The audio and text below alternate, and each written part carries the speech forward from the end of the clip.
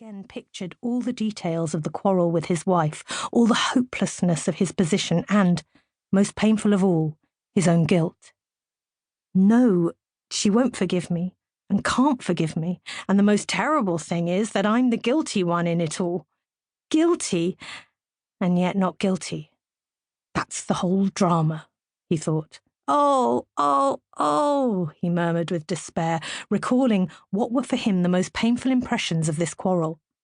Worst of all had been that first moment when, coming back from the theatre, cheerful and content, holding a huge pear for his wife, he had not found her in the drawing-room. To his surprise, he had not found her in the study either, and had finally seen her in the bedroom, with the unfortunate, all-revealing note in her hand. This eternally preoccupied and bustling and, as he thought, none-too-bright Dolly was sitting motionless, the note in her hand, looking at him with an expression of horror, despair, and wrath. "What is this?" "This?" she asked, pointing to the note. And, in recalling it, as often happens, Stepan Arkadyevitch was tormented, not so much by the event itself as by the way he had responded to these words from his wife. What had happened to him at that moment was what happens to people when they are unexpectedly caught in something very shameful. He had not managed to prepare his face for the position he found himself in with regard to his wife, now that his guilt had been revealed. Instead of being offended, of denying, justifying, asking forgiveness, even remaining indifferent, any of which would have been better than what he did, his face, quite involuntarily, reflexes of the brain, thought Stepan Arkadyevitch, who liked physiology, smiled all at once its habitual, kind, and therefore stupid smile. That stupid smile he could not forgive himself. Seeing that smile, Dolly had winced as if from physical pain, burst with her typical vehemence into a torrent of cruel words, and rushed from the room. Since then she had refused to see her husband. That stupid smile is to blame for it all, thought Stepan Arkadyevitch. But what to do then?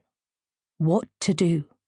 He kept saying despairingly to himself, and could find no answer.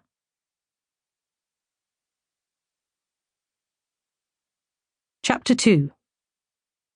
Stepan Arkadyevitch was a truthful man concerning his own self. He could not deceive himself into believing that he repented of his behaviour.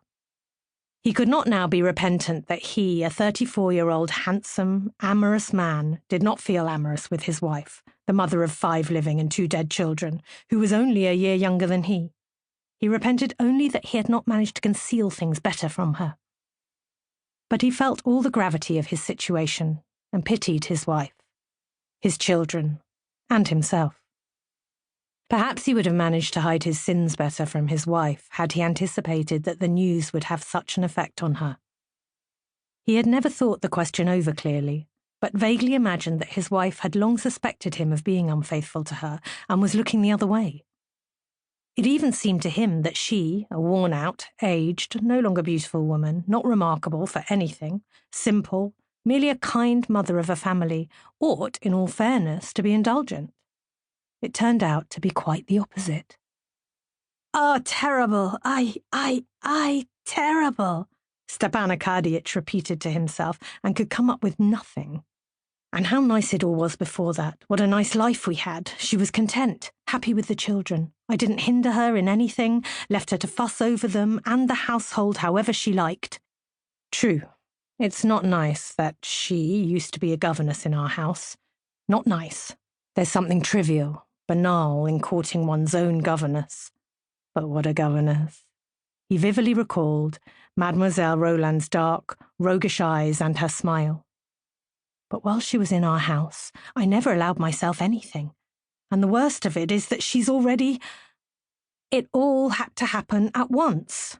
But what to do? What to do?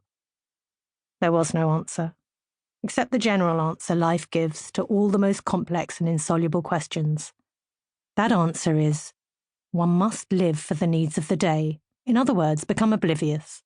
To become oblivious in dreams was impossible now, at least till night-time. It was impossible to return to that music sung by carafe women, and so one had to become oblivious in the dream of life. We'll see later.